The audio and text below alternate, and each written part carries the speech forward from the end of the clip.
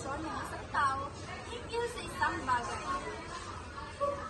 Tao o pangyayari. Halimbawa, masaya ako tuwing nakakatagpo ako sa aking apo.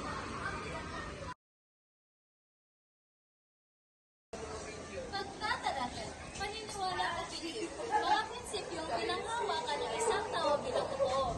Madalas na nakaugat sa kultura, relihiyon at personal na karanasan. Halimbawa, may paniniwala ang mga Pilipino na ang paggalang sa nakakatanda ay mahalaga sa pamilya. Pagtatalakay, pananaw o viewpoint.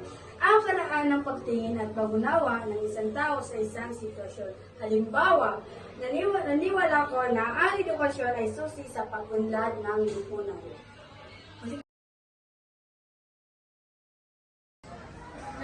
Konklusyon. Sa kabuuan, mahalagang maunawa na pagkahalaga ng bawat isa mga saloobin, paniniwala at pananaw sapagkat ito ang humugol sa paraan ng ating pagpunasyon at pakikisamuha sa lipunan. Sa pamamagitan ng gustong pagpapayag ng ideya sa iba't ibang sitwasyon at komunikasyon, tulad ng talumpati at broadcast, nagiging mas malinaw, makahulugan at epektibo ang kapatid ng mensahe. Higit sa lahat, pinapakita nito ang kultura at lipunan ay may malaking influensya sa buo ng ating kaisipan at paraan ng pakikipag-ugnayan sa kapwa. Dahil dito,